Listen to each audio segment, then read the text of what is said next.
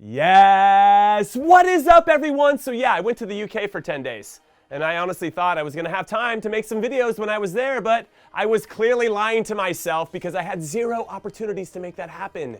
But listen to this trip. First, I went to Old Trafford for Manchester United versus Liverpool, and I know what you're thinking. Jimmy's life sucks. And then I went to Leeds to see my American friends, Jesse Marsh, Tyler Adams, and Brendan Aronson, and I got to see them train, which was very cool. And when I was there, I got to hang out with Jermaine Beckford. Do you remember him? What a legend. Then I went to Leeds' 3-1 win against Barnsley in the League Cup, and I got a photo with Jesse, who was so kind to me during my time there, and I can't thank him and his family enough. But man, the lighting was terrible for me in this shot, but Jesse looks great, and that's the most important thing. And I even did a little spin around the field, and those are pretty good seats, huh? After that, I went to London to see some old friends. Do you recognize any of these geezers? Anybody jump out at you? And then I got to hang out with Ted Lasso and Coach Beard at the Arsenal-Fulham game. No big deal. But this past week, I've been working on a very cool vlog around United and Liverpool, and that'll drop in a couple of days, so be on the lookout for that because I would love to get your feedback. Anyway, enough about me and the horrible trip I just took to the UK where I didn't have any fun at all, okay? We got to talk about the Champions League because the group stages are about to start. And here's a tale of the tape in case you need a refresher about this competition. There are 32 teams competing in it, okay? They are separated into 8 groups of 4. And after the 6 games that they play in the group, everybody plays each other home and away, the top 2 of each group qualify for the knockout rounds. Third place in the group drops into the Europa League, and dead last gets knocked out of Europe entirely and gets to watch the rest of the competition on their couch just like the rest of us. Also, they're going to cram in all of these games in a short period of time, a month shorter than usual, because of the Winter World Cup. This time it's going to run from September 6th to November 2nd, so it's going to be a lot of games for these players, which is part of the reason that UEFA okayed the rule of using 5 subs, which in my humble opinion is just a smart rule in general. And then once it's all said and done, the final is in Istanbul on June 10th. Anyway, enough of the overall information. Let's get into the specific groups, and in Group A, it is a tasty one with Ajax, Liverpool, Napoli, and Rangers. And I'm going to put each team into 4 categories, okay? That's how this is all going to work. And category number 1 is the favorite, which in this group has to be Liverpool. Now, sure, they're off to their worst ever start in the Premier League under Jurgen Klopp this season, but they finished in the final of every tournament they were in last season, so they know the deal. They know how this works. They just need to avoid Spanish teams because Spanish teams have eliminated them in 4 out of the last 5 Champions League seasons. And now for category number 2, it's just good enough to finish in second, which for me in Group A is Napoli, because these dudes are usually lights out in the first half of a season, especially under manager Luciano Spalletti. I mean, do you remember the first half of last year? They were unplayable on both sides of the ball and on top of Serie A at the halfway point. But, as they tend to do, they fall apart down the stretch to get knocked out of European competition. They've never gotten past the round of 16 in the Champions League. And then, in their own domestic league, they usually have to watch Juventus or one of the Milan clubs win the Scudetto. So it's got to be tough to be a Napoli fan sometimes. As for category number 3, I'm calling it Enjoy the Europa League. And I'm giving this slot in Group A to Ajax. And yes, I know that they won all 6 of their group stage games last season, the first time a Dutch club has ever done that, but they lost their manager in Erik ten Hag and some pretty key players over the summer in Antony, Aller, Lissandro, Gravenberch, Mazraoui, Onana, Tagliafico, and I think that's just way too much turnover for a squad to maintain that group stage success. Which leaves us with category number 4, don't let the door hit you on the way out. And in Group A, that's going to be Rangers, who I'm fond of because of the 2 Americans, Malik Tillman and James Sands, that they have playing for them, and whom I respect a ton given their great run to the Europa League final last season. But after seeing them getting smacked around recently by Celtic and the Old Firm 4-0, I'm not sure they're going to be able to withstand the attacks of Liverpool, Napoli, and Ajax. Even though I could see them stealing some points when playing at Ibrox, I just don't know if it's going to be enough to catch Ajax in third. So I'm sorry, Rangers supporters. I know it's been 12 years since you were last in the group stages, but that's just how I see it shaking out. Anyway, let's move on to Group B, where the clear favorites have to be Atletico Madrid. And yes, I'm well aware that they don't play sexy, liquid football, but it is effective, as evidenced by their ability to get out of the group season after season and even make it to the Champions League finals back in 2014 and 2016 under manager Diego Simeone. But at times, they do tend to play at the level of their competition. So I think Bayer Leverkusen and FC Porto could have a chance to get to the top spot,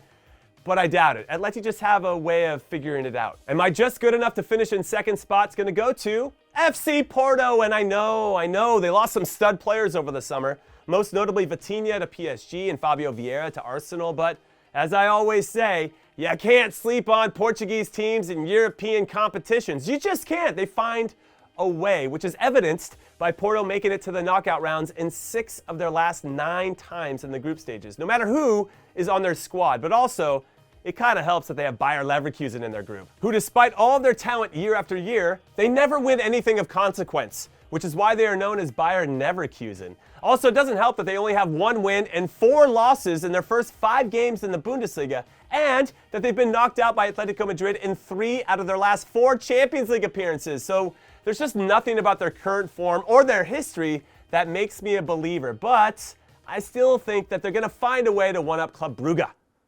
Club Bruges. Club Brugge.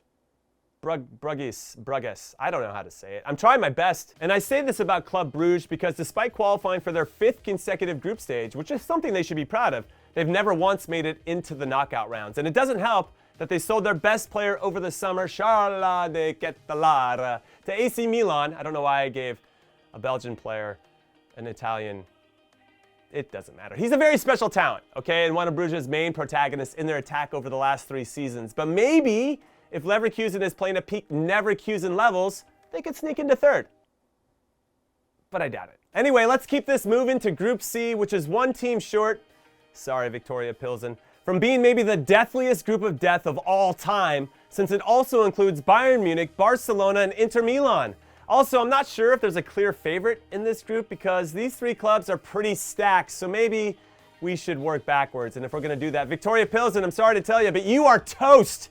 I know you're currently on top of the table and undefeated in the Czech League after 6 games, but I'll be thrilled for you if you can take any points off of any of these 3 teams. However, the one team that I think you, Victoria Pilsen, could potentially take a point off of is Inter.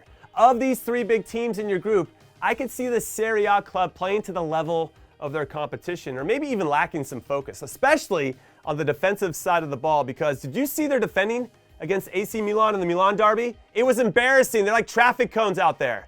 Which is why I have Inter finishing in 3rd and booking their ticket for the Europa League, which they did get to the final of 3 seasons ago. Unless, of course, the Romelu Lukaku of old shows up. Not the Manchester United version. The first go-around with Inter version, because he was unstoppable.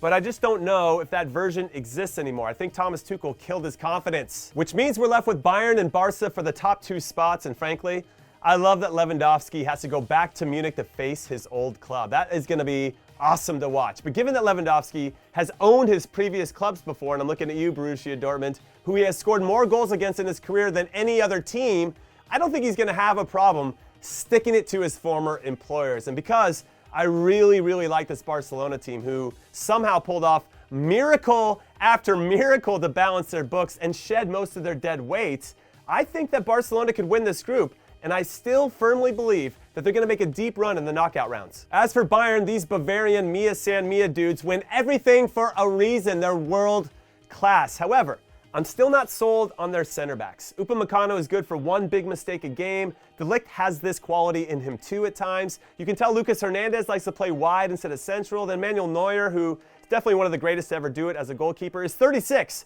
So he's not getting any younger to help bail out these center backs when they do make mistakes. So I don't know. Yes, Bayern have owned Barcelona over the years, most famously in that 8-2 game. And I love the move for Sadio Mane. I'm a big fan of him and his game overall, but I'm kind of thinking Bayern are going to finish in 2nd. And now let's discuss the little Group D. And the clear favorite for me in a group of Spurs, Eintracht, Marseille, and Sporting is none of them. What is this group?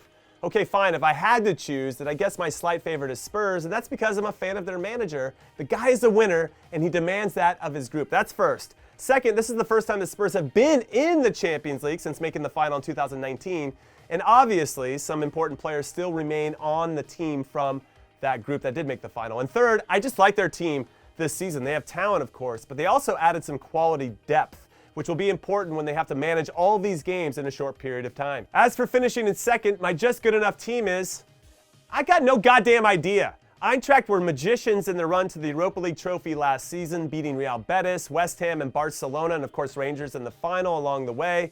But they lost the very influential Filip Kostic to Juventus, and that has to hurt a bit. And the fact that they finished in 11th domestically last season and currently sit in 9th this season doesn't really fire me up. And then there's Sporting Clube de Portugal, who reached the knockout rounds last season, which was the first time they've done that since 2008-2009. So clearly, there's some momentum for them to build off of. But like most Portuguese teams, they lost their best players in the transfer window, and Sporting's no different. And then with Marseille, well, after finishing in second in Ligue 1 last season, which was a bit of a surprise for me, they have picked up right where they left off as they sit tied on points with PSG after 6 games this season. But can they keep it up?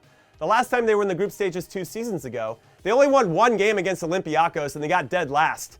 Now, I'm always hopeful, of course, because they're my French club, but I'm keeping my expectations firmly at 0. Anyway, because I always preach how much experience matters, I'm going to go with Eintracht getting second. I think they have a group of players that know how to manage these competitions, as evidenced by last year. Marseille to get third, that's my heart speaking, and Sporting to get fourth. And yes, you can be like, well, you just contradicted yourself. You said you can't sleep on Portuguese teams in European competitions, and blah, blah, blah, blah, blah. Yeah. They're still getting fourth. So on we move to Group E, which includes reigning Serie A champs AC Milan, the club that spent more money in the transfer market than anyone else, Chelsea, the highly energetic RB Salzburg, and the always tough to break down Dinamo Zagreb. And this feels like a group where the top 2 are battling it out for the top spot, and the bottom 2 are battling it out for third, which of course earns them a ticket to the Europa League. So I'm going to be honest here right from the top. I'm just tired of Thomas Tuchel, okay? He looks like the captain of the no-fun police because his players don't look like they're enjoying themselves. Also, his relentless complaining about needing more and more players in the transfer window is so goddamn annoying. You get paid to coach. So stop trying to solve every problem with money and coach up the players that you do have. That's what you get paid to do. So yes, I'm going to be honest once again. I'm going to admit it. I'm getting personal here. So I hope Chelsea finish in second and then have to face Real Madrid in the round of 16 so they can bottle it again like they did last season. Which means in first, I got Milan. They were bottom of their group last season, but this manager, Stefano Pioli, and his group of players got some valuable experience in those 6 group stage games. And then we add in the fact that they also learned how to win and become champions by winning the Scudetto last season. I think they're ready to take that next step and get to the knockout rounds for the first time in 9 years. And then pushing for third, well, since the Croatian club Dinamo Zagreb haven't made it out of the group stages since 1998, which is probably before many of you were born, third would be a natural spot for them to vie for. And because they did well to battle through 3 rounds of Champions League qualifying to get into this spot, I wouldn't put it past them. However, RB Salzburg did make it out of their group last season and were 1-1 after leg 1 against Bayern Munich in the round of 16 before being blown out in Munich for leg 2. So they're going to have this feather of valuable experience in their collective caps. But they've lost a few key players in Karim Adeyemi, Brendan Aronson, Mohamed Kamara, and Rasmus Christensen over the summer. So I could build a strong narrative for both of them. It's a bit of a coin flip for me, but I'm going to lean towards, I'm going to go with Salzburg, with 19-year-old Benjamin Sesko being their breakout star. And now we move on to Group F with reigning champions Real Madrid, RB Leipzig, Shakhtar Donetsk, and Celtic. And obviously, the clear favorites are the most successful club in Champions League history, Hala Madrid, even though I think selling Casemiro is going to have a negative impact in the long run. Maybe not in the group stages with this manageable group, but when they need a special player to protect the back four with a ton of experience in a big game, they are going to miss him. Just watch. As for who's getting second, well, on paper, it feels like it should be RB Leipzig. They have so much talent in their team, most notably Christopher Nkunku, who was magnificent last season. And then with the re-addition of Timo Werner, they got some different options in their attack, but they've only won 1 of their 5 Bundesliga games this season, and they just got blown out by Eintracht Frankfurt 4-0, so I don't know what to make of them. They have the benefit, of course, or if you don't know, I'm telling you now, of playing at home against Shakhtar on match day 1, so as long as they take points from their closest competitors in the group, they should be fine. But I just don't know which version of RB Leipzig is going to show up in this competition. Also, with regard to Shakhtar, which is a Ukrainian club for those that don't know, how can they concentrate on sporting activities when bigger things are going on for their country? This whole Champions League thing must feel a little pointless, but I don't know. Maybe they need that escape to think of something different, something positive. But for me, I think it would be hard to focus on something as trivial as kicking a ball around with other grown men in certain directions. You know what I mean? So I got them finishing in 4th and leaving 3rd to the one and only mighty Celtic, who, after coming off a comprehensive 4-0 beatdown in the Old Firm against Rangers, they look like they might be up for giving everyone a run for their money, especially at Celtic Park. So moving on to Group G, I mean, this is probably as clear a favorite of any group that there is, and I'm going to go with I know, it's a bit of a risk. Manchester City, who are one of the few teams in England's top flight to make money this transfer window, and that includes them signing the once-in-a-generation talent Erling Haaland, who already has 10 goals in 6 Premier League games. And when you think about City playing a weakened Sevilla, an outmatched FC Copenhagen, and Haaland's former club Borussia Dortmund, he could and he should easily continue his scoring more than 1 goal per Champions League game average, since he currently sits on 23 Champions League goals in 19 career appearances, which is, it's ridiculous. Those are video game numbers. So City is going to cruise through this group. However, there is one game where I could see City potentially having some trouble, and that's in Dortmund in front of the black and yellow faithful. And also because Dortmund always have the talent. They're always capable of pulling off a result and running with any club in the world. It's just a matter of whether they're healthy, and they're usually not. They always seem to be a few players short due to significant injuries. But when I think about how this group is going to finish overall, well, Dortmund have advanced to the knockout rounds in 7 of their last 9 group stage appearances. And because I'm just not sold on Sevilla being a legitimate force this season, sadly, though Sevilla are not too far removed from being Europa League champions themselves under manager Julian Lopetegui, so maybe it's best that they finish in 3rd anyway and play in the competition where they feel the most comfortable. Also, Sevilla supporters, what did you expect this season after you sold your 2 starting center backs and let Lucas Ocampos go on loan to Ajax? Now, sure, you brought in players that are talented, but maybe have never really reached their potential in Adnan Januzaj and Isco, but I'm just not buying what the team is selling this season, especially after they got pasted at home by Barcelona this past weekend 3-0, which leaves us with FC Copenhagen, who currently sit in 5th in the 12-team Danish Super League, and they're going to be residing in the 4th spot, also known as Don't Let the Door Hit You on Your Way Out. I hope that you guys enjoy your visits to Manchester, Dortmund, and Seville. Those are pretty cool cities. And finally in Group H, it's PSG, Juventus, Benfica, and Maccabi Haifa. And honestly, if PSG can't win the whole Champions League this season, I just don't think it's ever going to happen. Messi, Neymar, and Mbappe are all playing well at the moment, which has led to PSG scoring 24 goals in 6 Ligue 1 games. And I don't think these 3 in particular are going to slow down until after the World Cup, when they're going to need a rest. But that's then.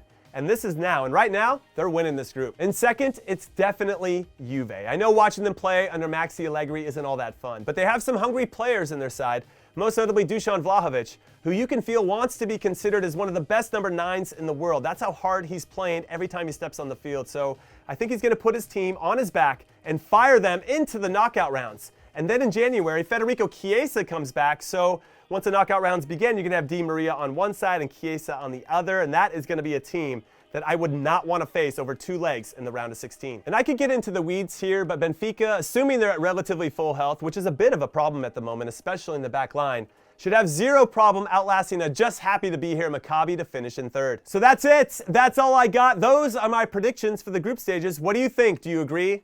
Do you disagree? Hit me up in the comments, hit like and subscribe if you haven't already. And again, be on the lookout for my epic vlog to Manchester United versus Liverpool this week. I want to see your faces in that comment section. Later.